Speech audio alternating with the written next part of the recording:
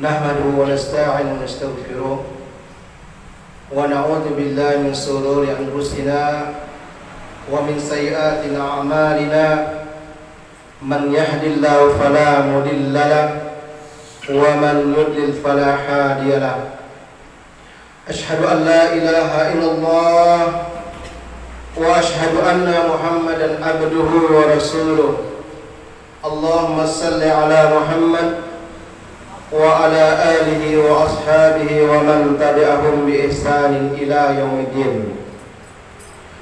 قال الله تعالى بالكتاب أعوذ بالله من الشيطان الرجيم يا أيها الذين آمنوا اتقوا الله حق تقاته ولا تموتن إلا وأنتم مسلمون.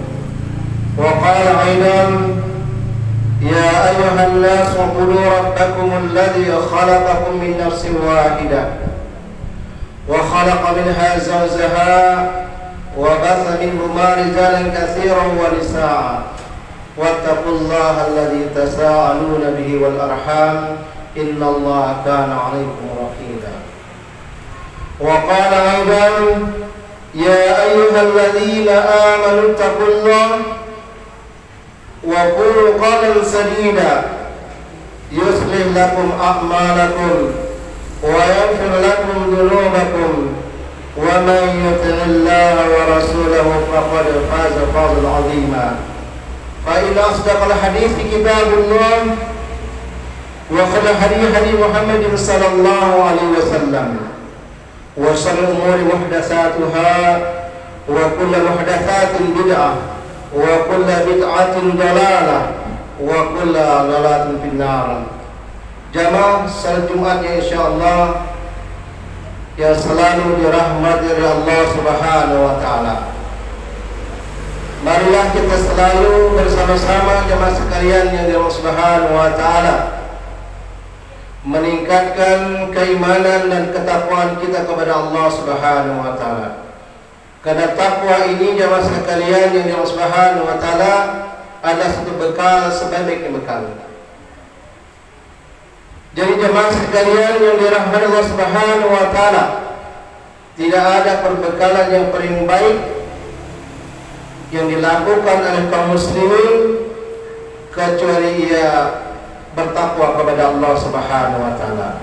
Dan jemaah sekalian yang dirahmati Allah Subhanahu wa taala, yang membedakan derajat seseorang dengan orang yang lain di sisi Allah Subhanahu wa taala. Jemaah sekalian yang insyaallah dirahmati oleh Allah Subhanahu wa taala, salawat dan salam semoga tercurah kepada junjungan kita Nabi Muhammad sallallahu alaihi wasallam. Barang siapa yang mengikuti beliau, maka keselamatan yang akan didapatkannya baik di dunia maupun di akhirat. Jemaah sekalian yang dirahmati Allah Subhanahu wa taala, pada kesempatan ini jemaah sekalian Allah Subhanahu wa taala, maka kami akan mengutarakan pada siang ini dengan judul jalan-jalan kebaikan. Allah Subhanahu wa ta'ala berfirman, "Lan tanalu birra hatta tunfiqu mimma tuhibbun." Maka sekali-kali kamu tidak akan mendapatkan kebajikan atau keimanan yang sempurna sampai kalian menginfakkan harta kekayaan yang kalian miliki, yang kalian cintai dalam Allah Subhanahu wa taala. Yang kedua jemaah sekalian, Allah Subhanahu wa taala berfirman, "Ya ayyuhalladzina amanu anfiqu mimma ta'na wa mimma akhrajna lakum minal ardh wa la tayammamul khabitha min tunfiqu wa la tastun bi akhidhihi illa an tu'minu fihi wa'lamu anna Allah ghaniyyun hamid."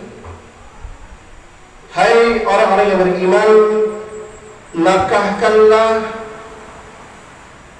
di jalan Allah Subhanahu wa taala sebagian dari usahamu yang kamu miliki dan sebagian dari apa yang kami keluarkan dari muka bumi untukmu, dan janganlah kamu memilih yang buruk-buruk lalu kamu menafkahkannya daripadanya padahal kamu sendiri tidak menginginkannya. Sesungguhnya Allah itu maha kaya dan maha terpuji. Jamaah sekalian yang insyaallah dirahmati Subhanahu wa taala. Dua ayat ini jamaah sekalian yang dirahmati Allah Subhanahu wa taala dicantumkan oleh Imam An-Nawawi dalam kitab beliau yang bernama Riyadhus Shalihin.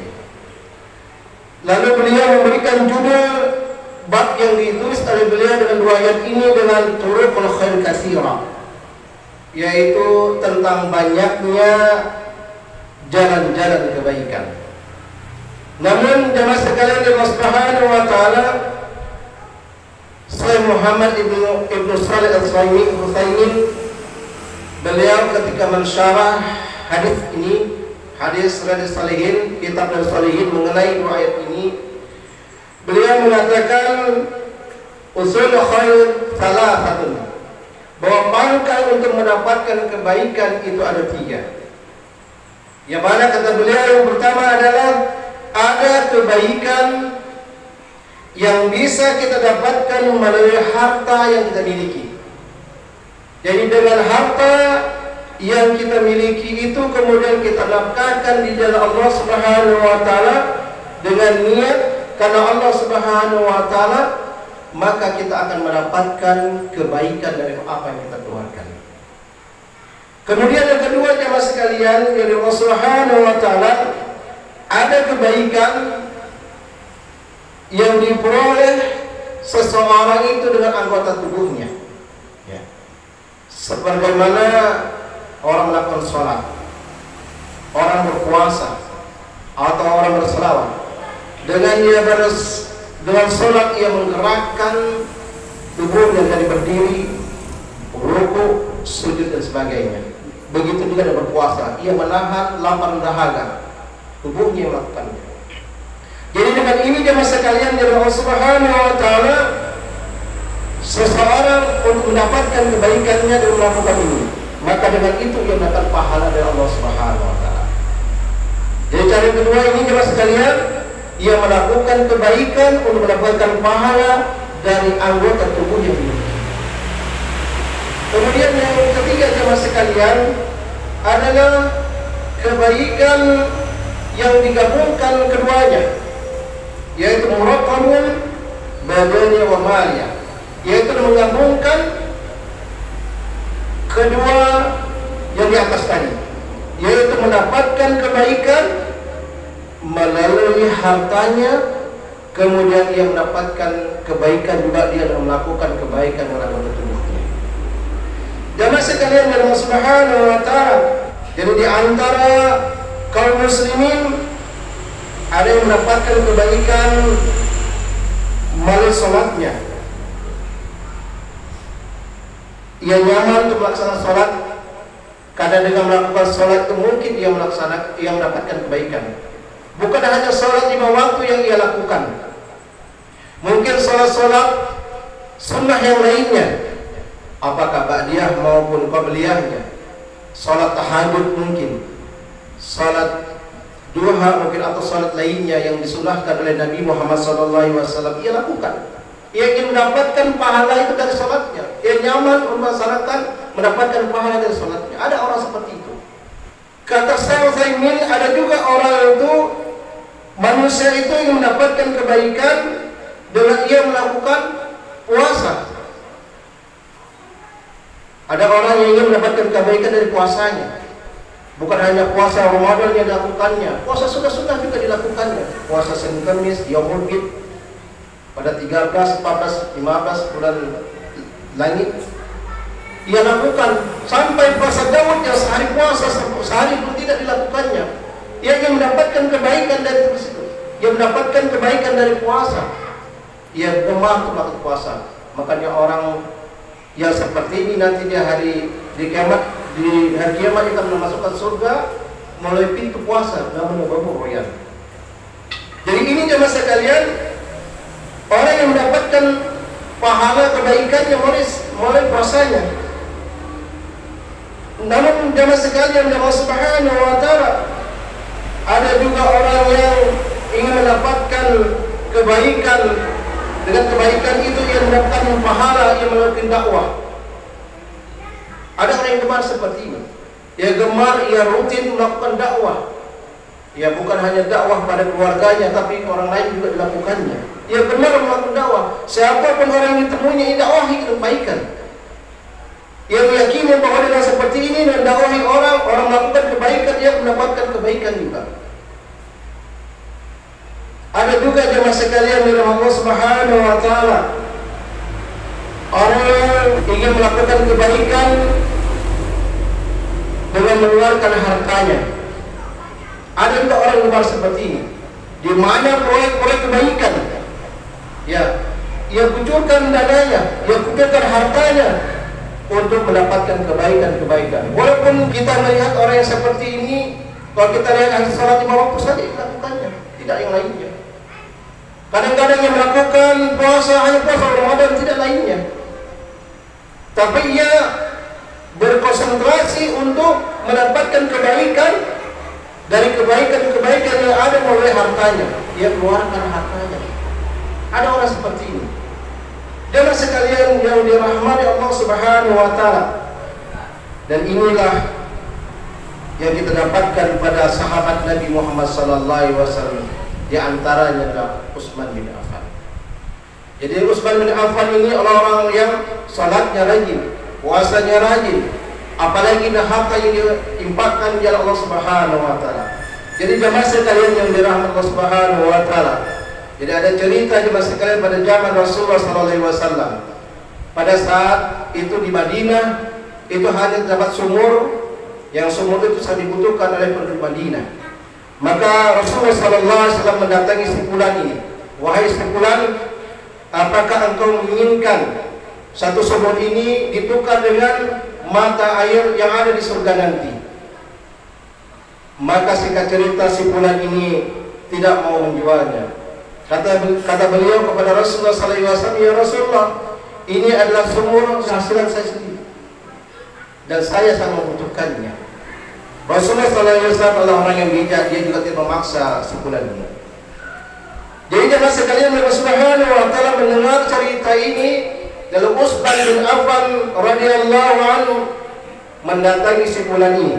Setelah ada Rasulullah SAW pulang mendatangi fulan, lalu datanglah Utsman bin Affan dengan cerita ini. Lalu Utsman bin Affan mengatakan, wahai si fulan, apakah engkau mau menjual sumurmu ini dengan 1000 dinar?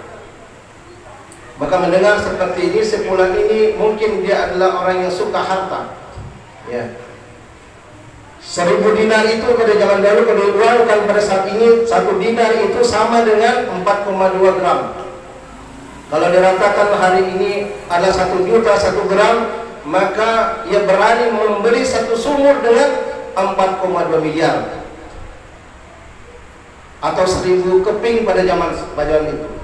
Jadi masalah singkat cerita, si fulan ini menyetujui dan kepemilikan sumur itu kepada Utsman. Lalu Utsman mendatangi Rasulullah sallallahu alaihi wasallam. Ya Rasulullah, aku mendengar engkau mendatangi si fulan untuk menukar sumur itu dengan mata air yang ada di surga. Kata Rasulullah, iya benar. Ya. Lalu bagaimana ya Rasulullah, seandainya aku menukarnya, aku membelinya, apakah aku mendapatkan sumur atau mata air di surga? Iya, kata Rasulullah SAW. Maka Utsman bin Affan mengatakan kepada Rasulullah SAW, ya Rasulullah, ketahuilah bahwa aku telah membeli dari 10 sumur yang kau minta kemarin, aku membeli dengan 1000 dinar. Maka jemaah sekalian yang Subhanahu wa taala, inilah pengorbanan yang dilakukan oleh Utsman bin Affan untuk mendapatkan kebaikan pahala walaupun ia mengeluarkan harta yang banyak. Lalu bagaimana dengan kita jemaah sekalian? Apakah kita mampu seperti itu atau tidak? Maka terpulang pada diri kita sendiri. Jemaah sekalian yang dirahmati Allah Subhanahu wa taala, pada kesempatan khutbah yang kedua ini, marilah kita selalu bersama-sama untuk selalu mendapatkan kebaikan yang sudah disuruh oleh Allah maupun Rasulullah SAW. Apakah kebaikan yang kita dapatkan dari harta kita? Apakah kebaikan yang akan kita dapatkan dari anggota tubuh kita? Maka hendaknya kita melakukan ikhlas kepada Allah Subhanahu wa taala. Lakukan apa yang menjadi kesanggupan bagi kita. Jika kita ingin mendapatkan yang lebih banyak tentang masalah sholat kita, maka lakukanlah sholat sebanyak itu. Kalau ingin kita mendapatkan kebaikan atau pahala yang banyak dari harta kita, maka keluarkanlah harta kita.